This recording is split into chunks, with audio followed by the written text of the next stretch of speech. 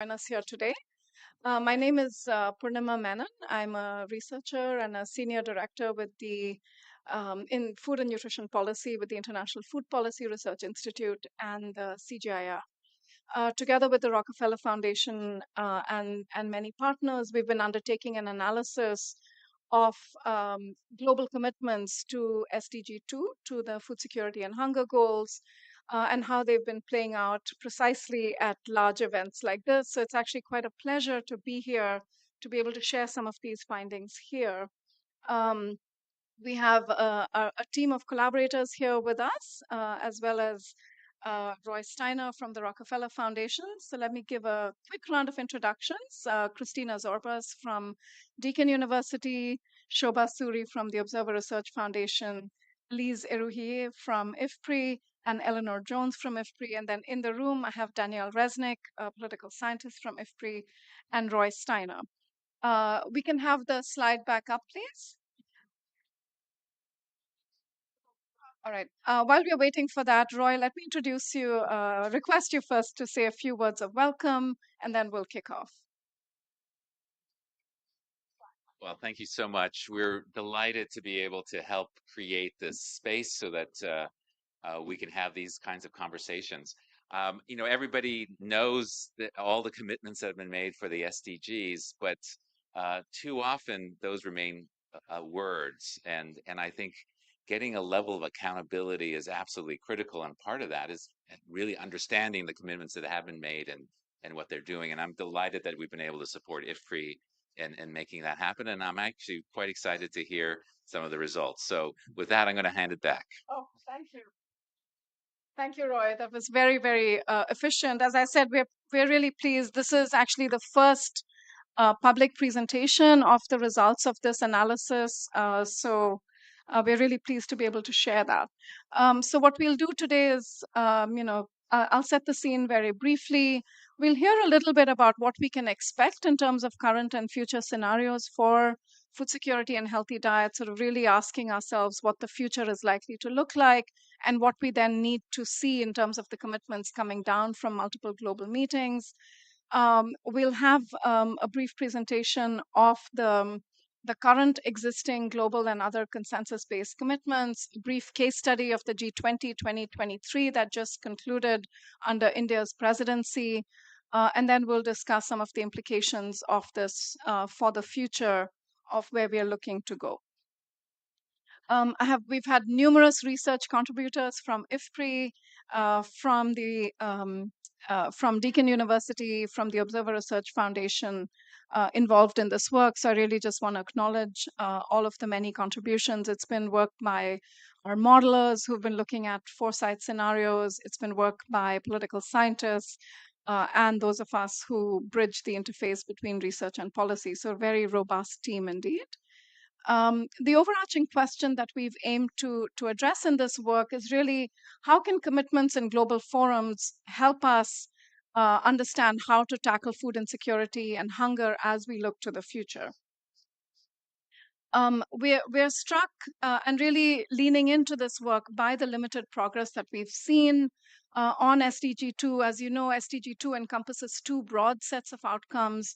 One that's focused on zero hunger, and the second that's 2.2 that's focused on malnutrition itself. In the analysis and the work that we've been doing, we've been focused primarily on SDG 2.1. It's a fairly focused goal. It's focused really on issues related to hunger and food insecurity, and increasingly also on issues related to the affordability of healthy diets. I believe it would be useful to do such analyses around the malnutrition goals as well. But as you'll see from the work that we've presented, it's quite substantial to undertake this even for one of the sub goals of the SDGs. We live in a world where the challenges that face us are really numerous. And what we've seen over the last couple of decades is, the tremendous impact of multiple crises on things that really truly affect people's food insecurity, both GDP growth as well as food and fuel prices.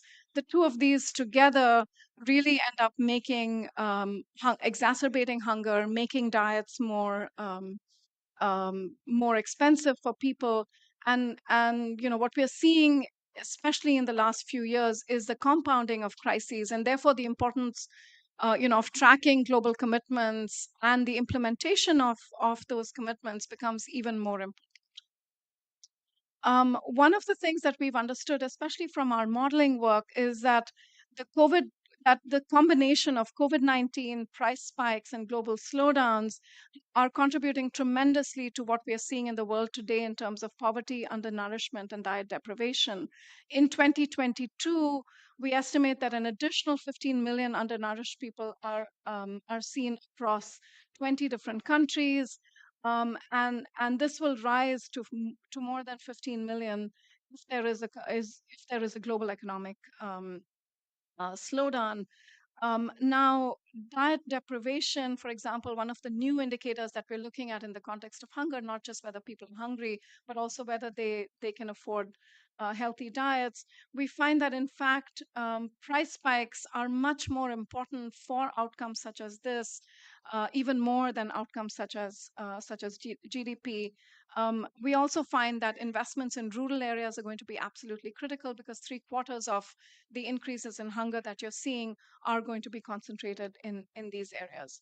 Now, I'm going to ask for a video to come in, which presents some of the work from our modeling teams on the current and future scenarios. And you'll get a sense for what happens to these outcomes when we start to look at governments and other entities putting in place the multiple means of implementation that are being targeted in the global commitments. Can we have the video, please?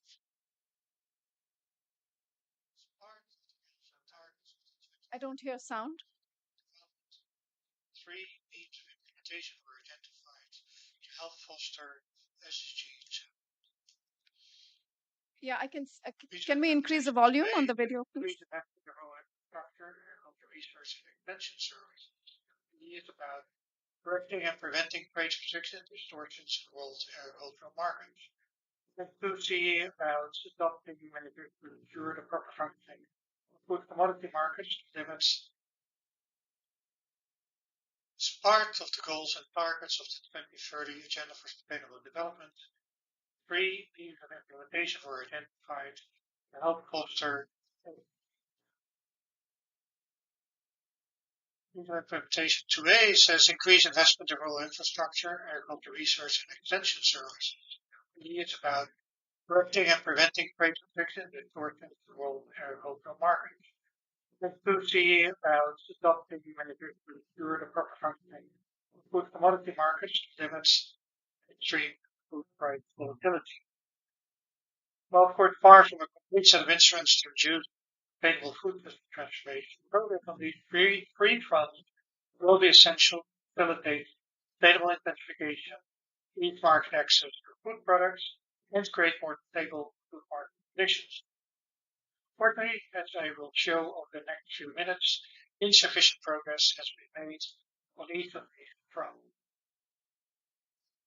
As to the first means of implementation, levels of spending on agricultural R&D have increased significantly in recent decades, with much of the growth coming from a few developing countries, especially from Brazil, China, and India. Nonetheless, current levels of R&D expenditure are too low for comfort, especially for agricultural development in low-income countries.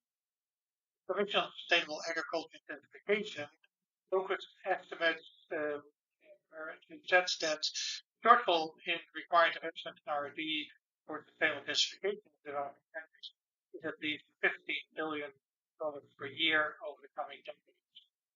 Also, the investment for developing countries convinced many of the existing new technologies is hampered by restrictions emanating from intellectual property rights, while their widespread diffusion in low-income countries context is often constrained by lack of adequate extension services, poor transport and communications infrastructure, and lack of credit access for local farmers.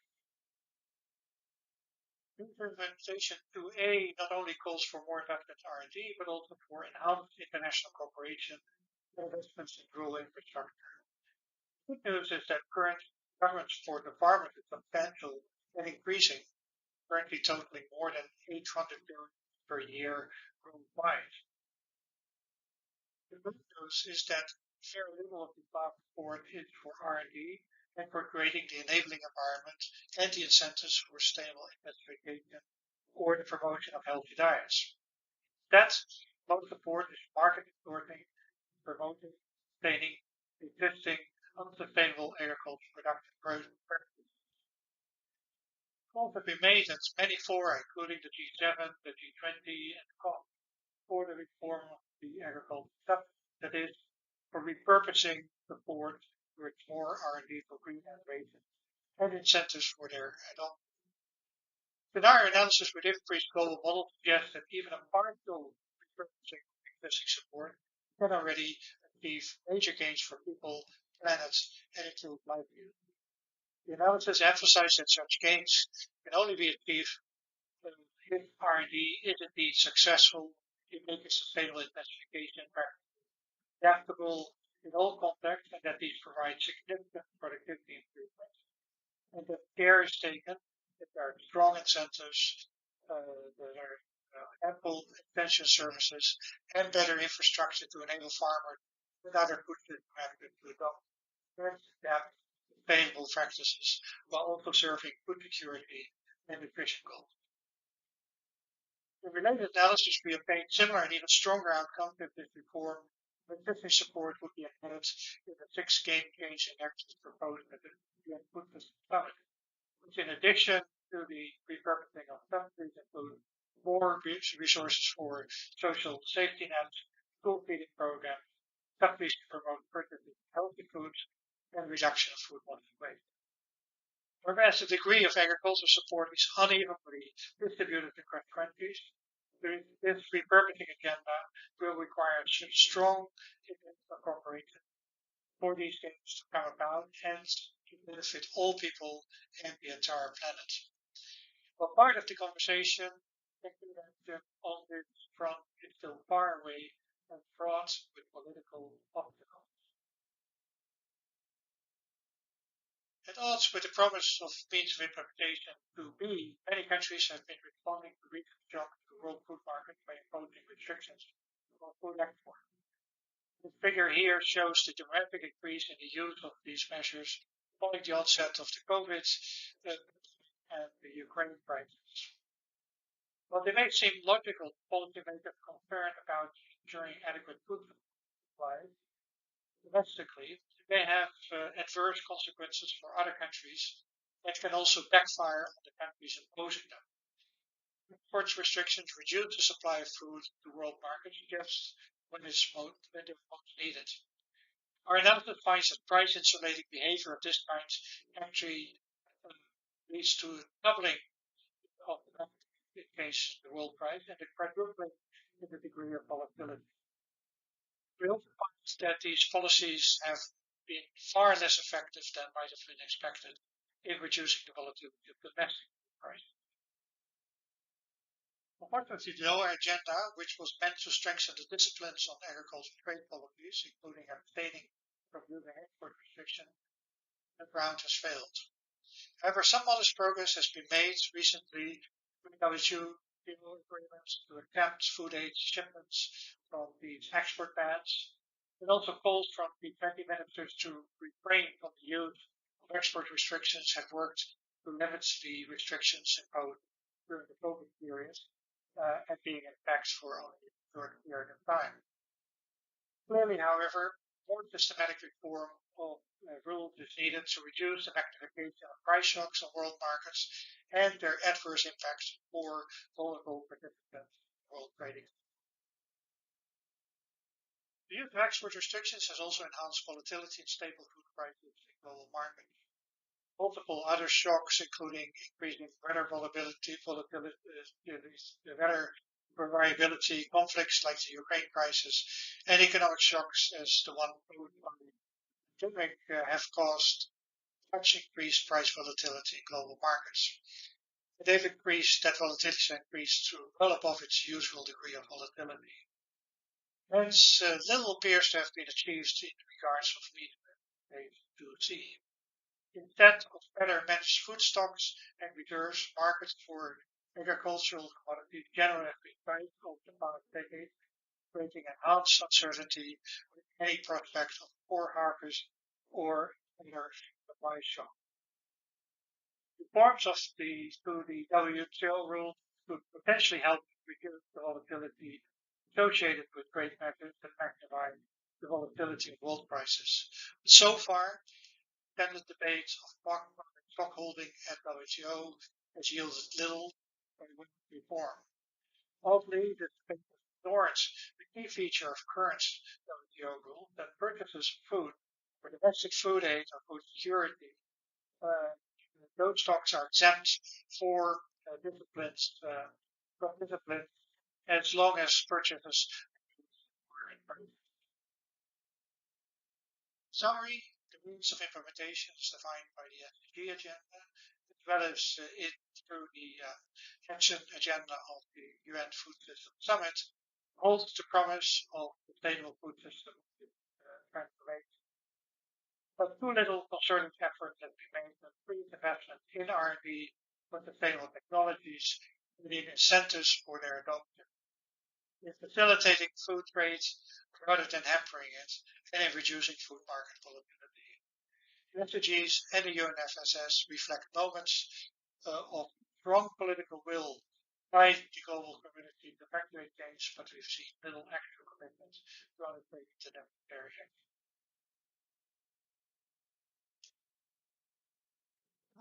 Thank you so much. That was Rob Voss, who's director of our Markets and Trade Division and has been following many such issues in the global dialogue on food system related commitments, especially around market commitments and policies.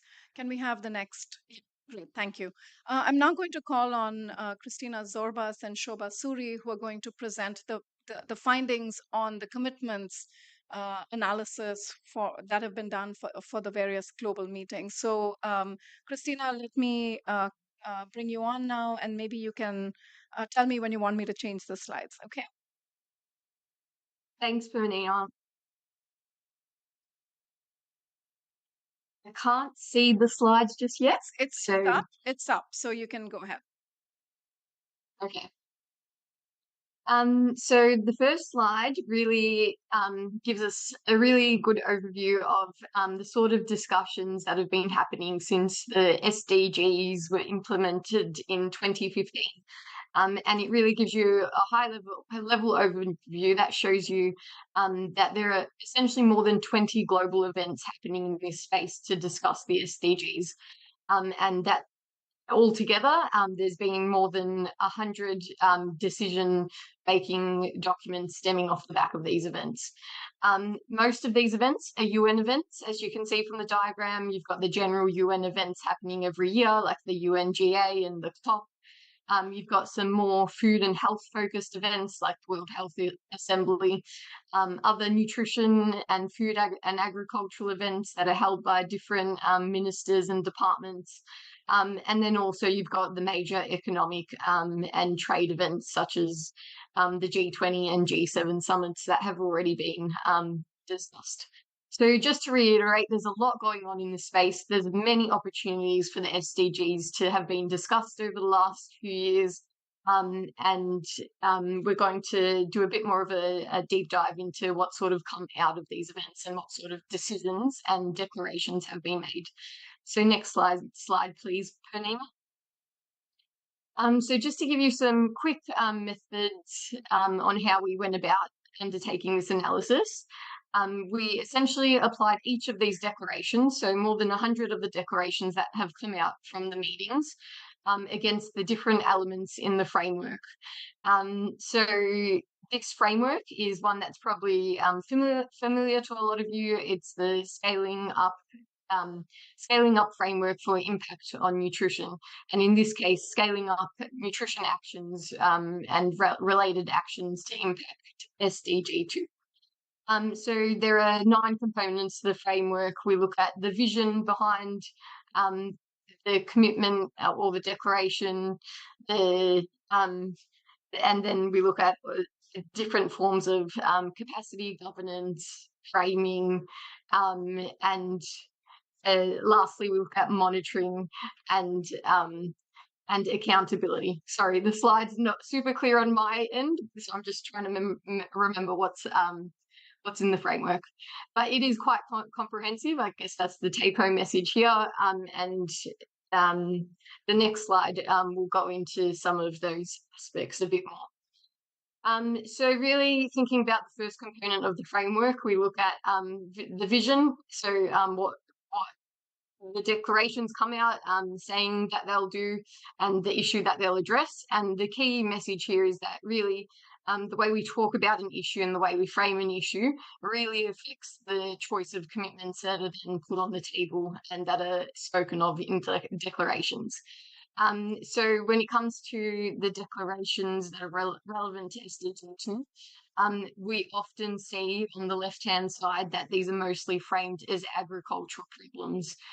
So, improving R&D and trying to create more food and produce more food for people on the planet. We also get recognition of the inequities that exist between population groups and across countries. So that's always really important when addressing SDG 2. Lastly, we do get recognition of conflict as a major driver of some of these food security issues as well.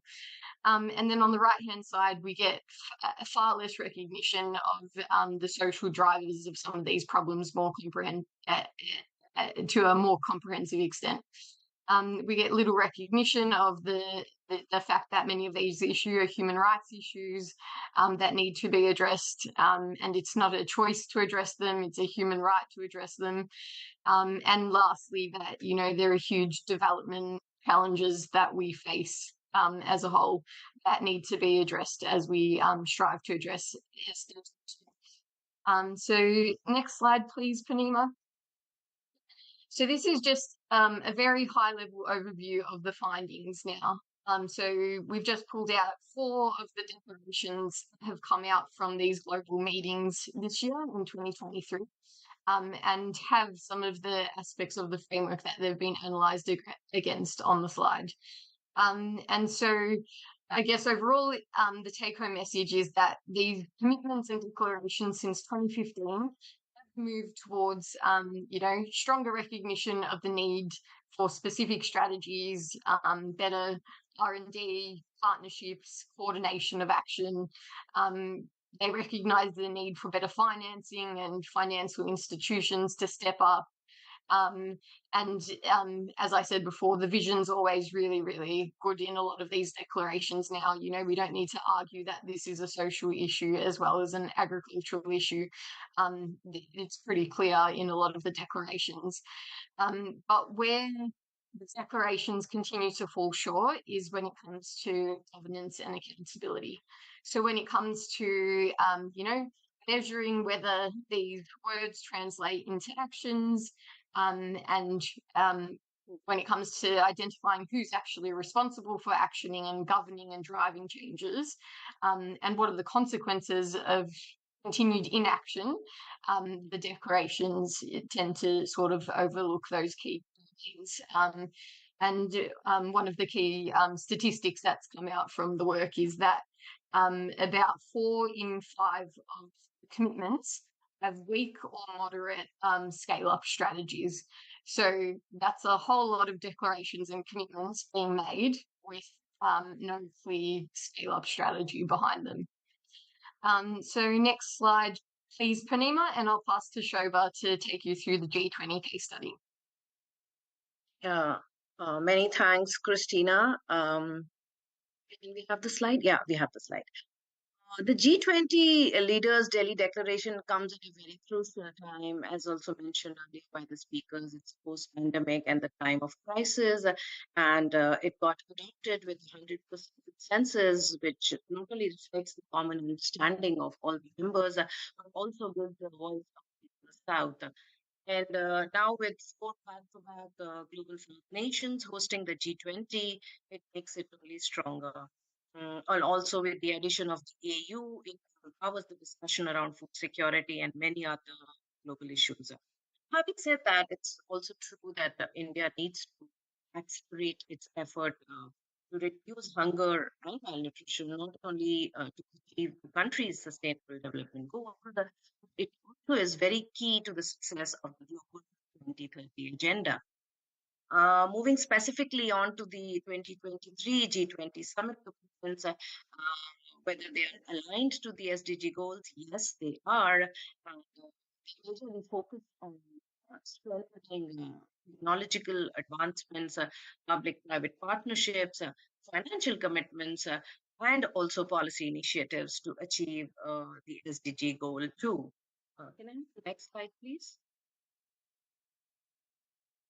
Looking at some of the strategies for implementation that have been defined in the commitment, they focus on partnership, innovation, and fair trade, which is very much through the it being either developing climate resilient and nutritious grains, be it millets, being also the International Year of Millets, the 2023, or other traditional crops. It also commits to accelerating innovation and investment, not only for increasing the agriculture productivity, but also majorly reducing the food loss and waste, which is across the food supply chain. It also calls on improving marketing and storage to build more sustainable and climate resilient agriculture and food systems. Strategy also focuses on nutrition specific actions, nutrition sensitive interventions, and creating an enabling policy environment. This is by supporting the gender responsive and the age sensitive nutrition and the food system interventions by leveraging a lot on the innovating financing instruments and also largely on social protection. Next slide, please. Moving on to monitoring, governance, and financing, which are very important aspects of the framework. Of monitoring, there is focus on the areas and the GPLAM, as also mentioned by Rob, but somewhere it falls short in offering concrete commitments and maybe a clear, tangible solution roadmap for the global concerns or the crisis of climate and hunger, which we are talking about. On governance, the declaration ensures and encourages investment in resilient agriculture to address the food security and nutrition, and also commits to facilitating fair trade. Lastly, on the important indicator on financing and the framework, it kind of falls weak in the commitment, has also been reiterated by the earlier speakers. Though it of more financing to help developing countries fight poverty, something which has been, I would say, restated since the first G20 in 2008. But we see very little new money being mobilized or, you know, be generated for food security, education, and other needs. Christina mentioned that the commitments are moving towards strategies, but challenges do remain when we talk of governance, financing, and moreover the accountability as to who will govern this whole commitment in action. Now I'll over to Christina for the commitment. Thanks, Shobha. Now we'll do a bit of a deep dive into the COP agreements that have been made since 2015. And what you really had in 2015 was the Paris Agreement, and within that, only 3 mentions of food or agriculture. So no major recognition or discussions to understand how agriculture and food security were going to be addressed through climate action. And then, of course, we had the COVID-19 pandemic that really highlighted issues with food insecurity globally, and brought food insecurity to the front of everyone's attention. And last year we had the 2022 Sharm el-Sheikh Joint Work Group on implementation of climate action on agriculture and food security to really officially bring together these concepts and these overlapping ideas of food security and climate action for the first time.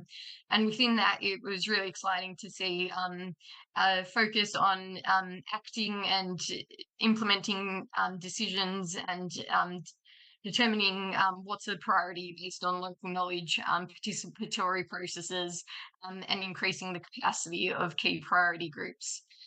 So next slide, please, Pranima. And so within this slide just reiterates a key segment of last year's COP, where the declaration included a focus on being informed by scientific, local, Indigenous knowledge that's implemented in a participatory and inclusive manner, taking into account the needs and the varying circumstances of the different regions.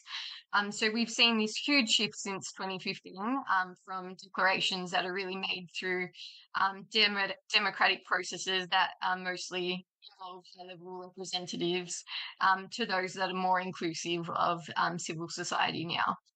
And so next slide, please, Panima. And so this is here. This is where we're at now with the latest declaration that was announced just yesterday. So based on the COP28. And again, we've seen some really good advancements and progress made with uniting the food security and climate action and SDG 2 within the declaration. And so there's, again, a really increasingly balanced recognition for the need for social and agricultural measures. And as Rob mentioned, recognizing that there are shortfalls in some of the agricultural measures have been commonly promoted in previous declarations. It's great to see the declaration focusing on the need for strengthened collaboration across ministerial departments for the first time. I haven't seen this in another declaration before, but obviously it's so important that, you know, we've got agriculture, climate, energy, environment, finance, and health ministries all working together on these issues. And also, declaration calls for, again, transparent, equitable, and inclusive engagement, which are all very important when we're addressing SDG 2 as it affects different regions and different populations in different ways. But again, to focus on the limitations as well, there are ongoing barriers to scale up that remain unaddressed within the COP28 declaration. So, you know, who's going to drive the scale up and lead the change? Where are the resources going to come from to drive change?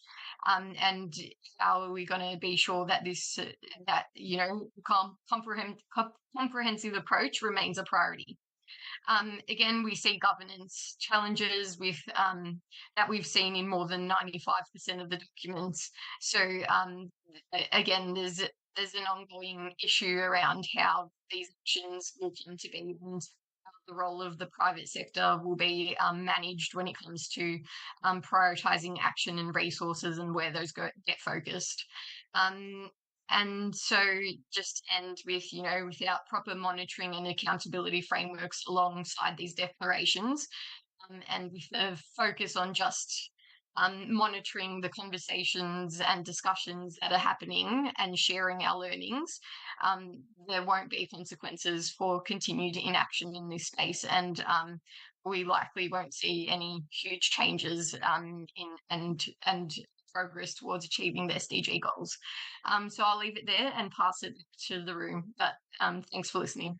Yeah, thank you so much, Christina and Shobha. I think you're, you know, helping us see the value of applying a framework that's actually really focused on how do we get from a commitment to impact on the ground to, you know, to analyze what's being put out there in these leadership declarations and other such things. So as we move forward, I'm actually going to skip the implementation matters pieces because Rob has already alluded to them in his presentation and talked about, you know, how challenging a situation we are in terms of getting full-scale investments in the means of implementation. But I'm going to now invite Daniel Resnick from IFPRI to speak a little bit about, you know, the intersect, I guess, between, you know, what happens in global settings to how food systems transformation and actions actually unfold on the ground in countries. So Daniel, over to you. Okay, thanks, Purnima. Yeah, let me just briefly discuss this issue. We've been talking about means of implementation at the global level, and I think the final piece of this is how do we translate this then to the local level, right? Because most of the impact and the action we want to see is obviously going to take place at the national or subnational level. So we're beginning some work that's based on in-depth work in 9 African and Asian countries, particularly actually looking at translation of the national food system pathways into implementation on the ground. And so I think some of these broader principles and lessons that we're learning from that space can be very translatable to focusing just on SDG 2 as well. So just briefly, I mean, the two key principles are congruence, essentially alignment, and coherence. So some key takeaways, I mean, ensuring that global commitments and kind of efforts at the global level are really aligned with, the ownership that we have seen in recent years at the national level around nutrition, agriculture, and food system initiatives. So not kind of layering new goals on top of ones that have already been existing.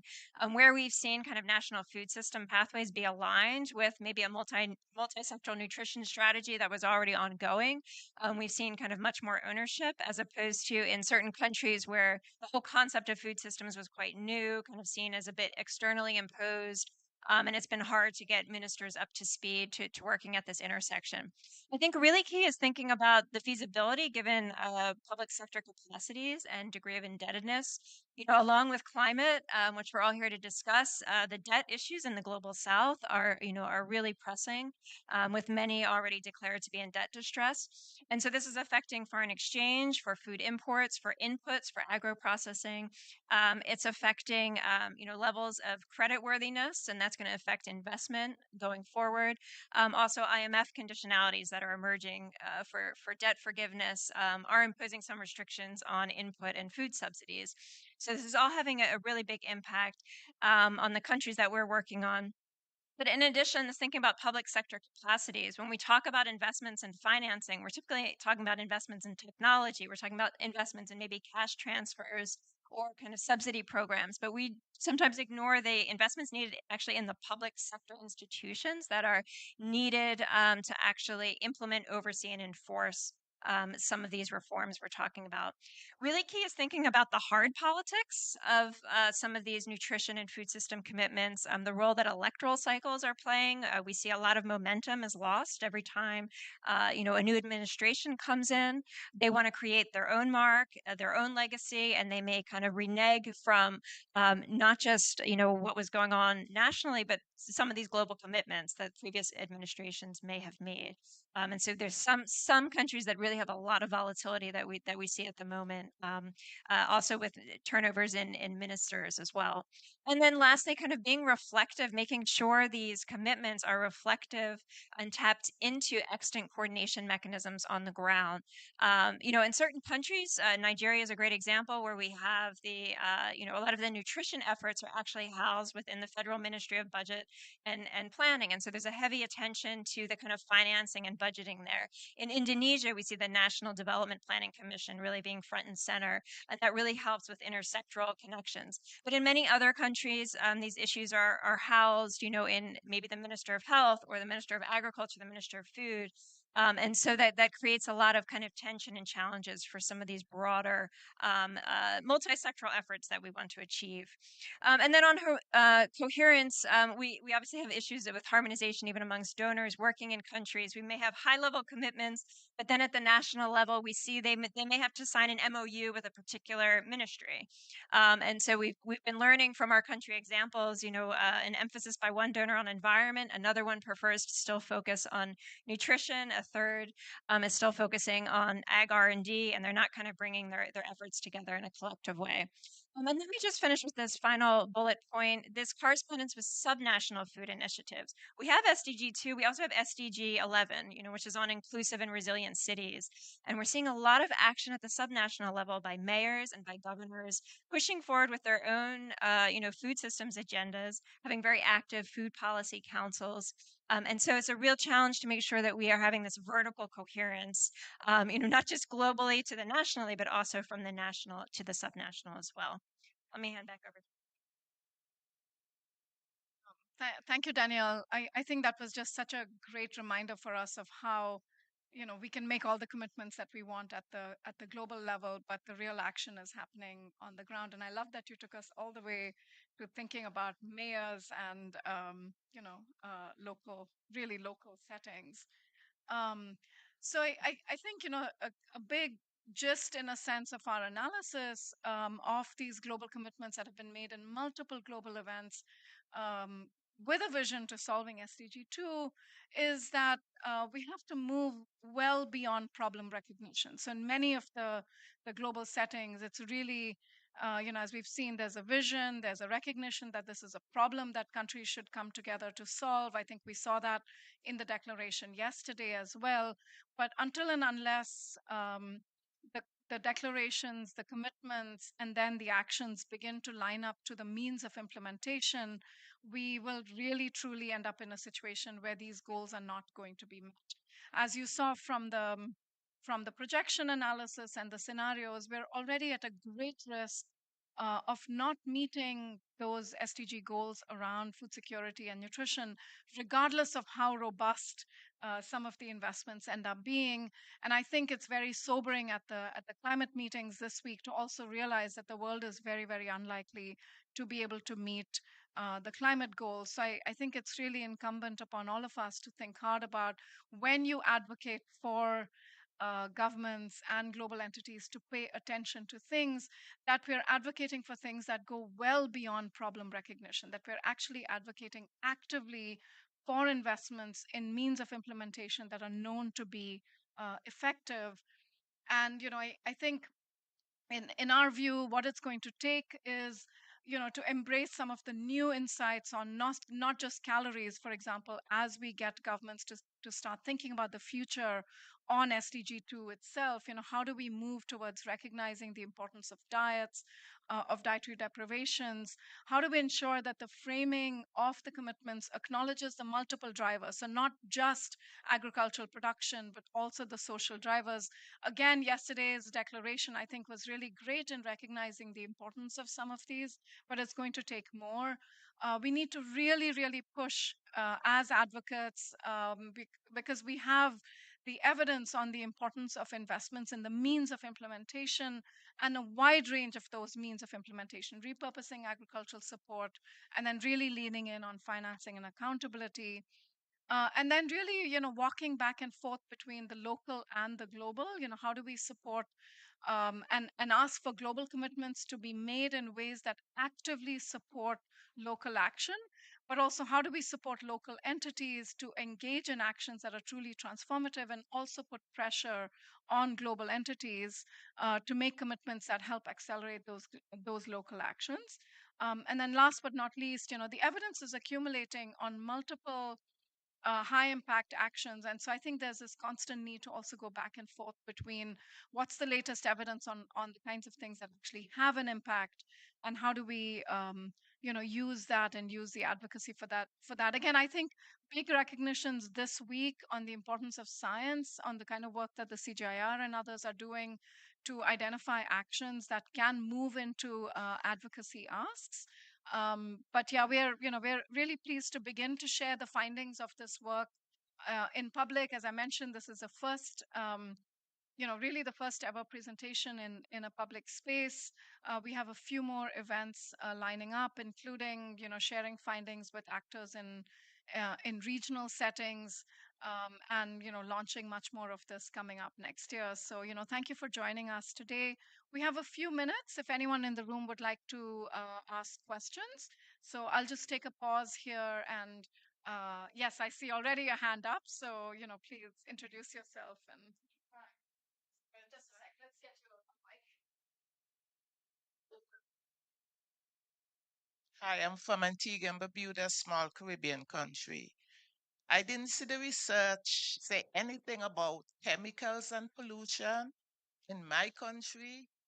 That is the greatest threat to food and security, to the health of women and children.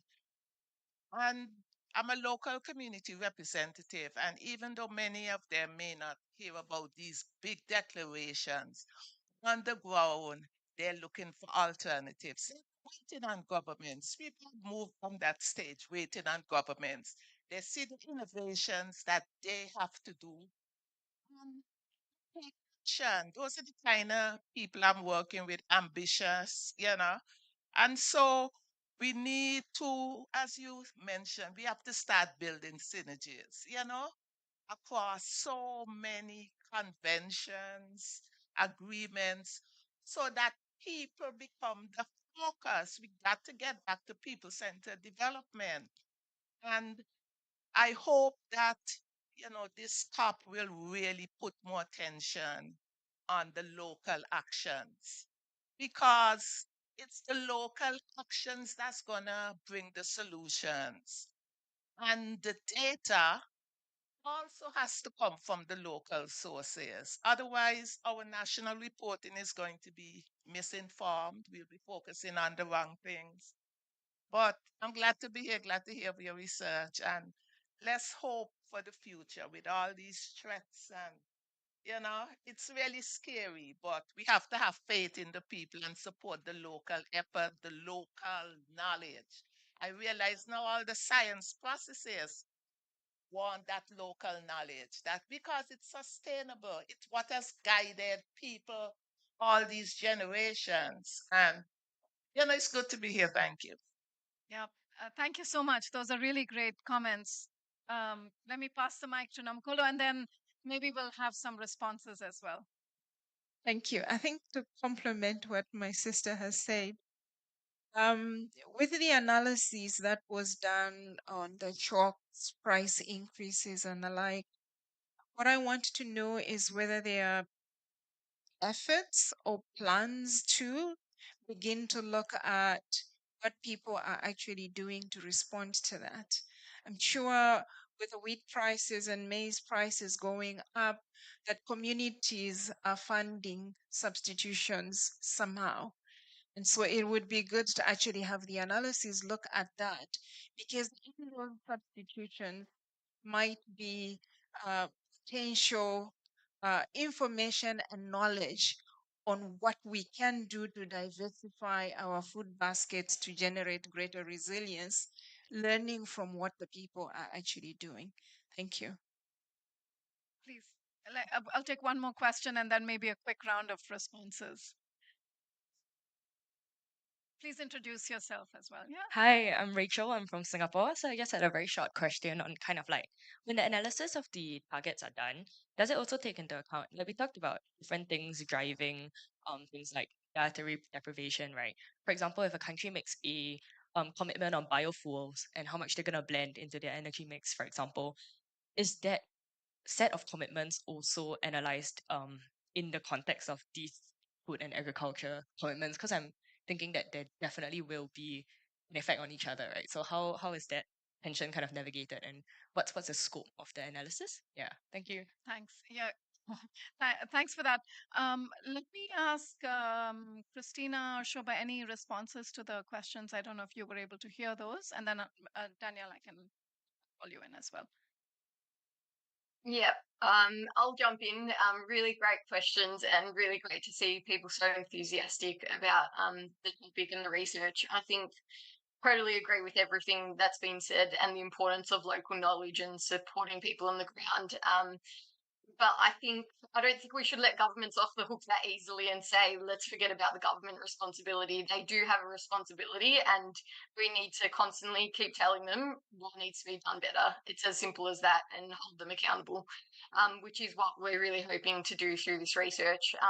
And even, hold them accountable to the fact that they need to be listening to the people on the ground.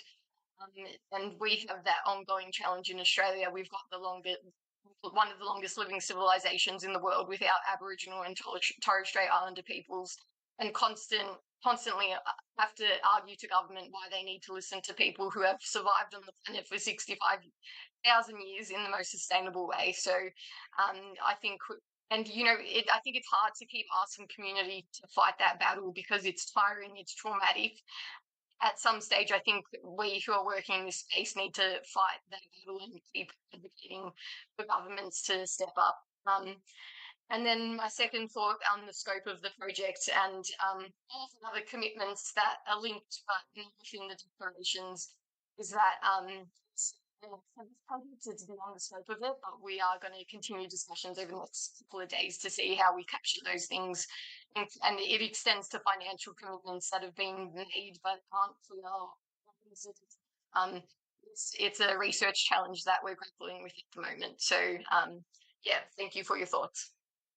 Thank you, Christine. I would Anyone just else? like to, Sure, Shobha, please go ahead. yeah, yeah. I just would like to add that we have to work together. I totally agree. We can't work in silos, and the action plans need to be looked at. It's not that one action or one plan fits all. So I think we need to look at the local needs and action to be more sustainable and more futuristic. But also, lastly, I would like to say that we need to learn from successful initiatives. There are countries where there are initiatives. The food security has improved in terms of, hunger has improved. When we look at the global hunger index, I think we need to learn from any successful initiative to be able to implement it in our own situation to find results rather than sticking on to statements with no concrete action. That's something which I believe. Thank you. Thank you so much, Shobha. Any responses from you, Danielle? Briefly, just to respond to Namakulo's comments, yeah, there has been some analysis at IFPRI that's looked at the kind of shifts away from wheat to to millets, sorghum, other types of local grains. So that's been something that's been looked at, and actually the impact of the Ukraine crisis, for instance, at least in parts of the African continent, the impact has been more through the fertilizer dimensions than necessarily through the wheat import dimensions. And so that's been more problematic. But there is some ongoing analysis that wasn't featured here, but that our colleagues are doing to learn from these examples of resilience in the face of crisis. Thanks so much. Again, thank you all for really great questions. I think one response I wanted to make was, I think we especially value learning about local actions. As for example, as a global research organization, I think there's great, personally, I see that as one of the roles that we can play. When we learn about innovations at the local level in different countries, we have an opportunity to connect the dots there, to support that learning, to elevate insights that are coming from different local experiments and efforts, to connect the dots and speak to how these come together in different contexts, right? And so I really encourage, where there is a lot of local innovation in particular happening, to also think about research partnerships and things like that that help to elevate the stories of what's happening, to put the data behind those stories. We have some really great colleagues in the room. I want to call out Nicolene and Elizabeth. All of you are working on, grounded, you know, especially gender-centered strategies and learning about that, bringing the evidence on that to the fore. I mean, this is what we want, and this is the kind of stuff that we want to be able to bring to the fore. And I think, Namakolo, your question as well on how are local communities, national communities responding to these crises. Again, that's a very, very big area for research. What we see with the kind of data that's available to our modelers, for example, which is what you've seen here, is there's some data that's available in common spaces and available globally and allows us to look at the impacts of the crises. But in fact, you don't have a lot of data on the active responses on the ground to learn about what's protecting certain communities, what's not protective in other communities. And it's really where I think a lot of our research also needs to go, in thinking about how we connect both the kind of global, the insights from available global data, which is coming from country settings. But often you only have data on outcomes that's available in these settings. We don't have enough data available on the ground on responses, on the on the means of implementation and other things. I think we're probably at time for the session. So, I really want to take the opportunity to thank the research team who's here. Um, we'll be spending the next couple of days together, actually distilling some of the feedback. Tomorrow, we're doing a virtual consultation to share these findings with colleagues in Africa, and then we're planning additional regional consultations. So, we are really grateful for the feedback because it helps us learn about how to strengthen the impact of this work. Last but not least, if any of you in the room actually works with advocacy communities, we're also trying to build a partnership with some of the folks doing a lot of the global advocacy around hunger and SDG 2 to use some of these findings to create asks for the 2024 global convenings that are sharper and focused a little bit more on means of implementation, financing, and accountability. So, I think you'll get to see a lot more of this work as it comes out. Thank you again so much, everyone, for joining us. And thank you, Shobha, Eleanor, Elise, and Christina for joining us online. And thank you, Danielle, for being here. I think Roy had to leave, but thanks, everyone. Thank you.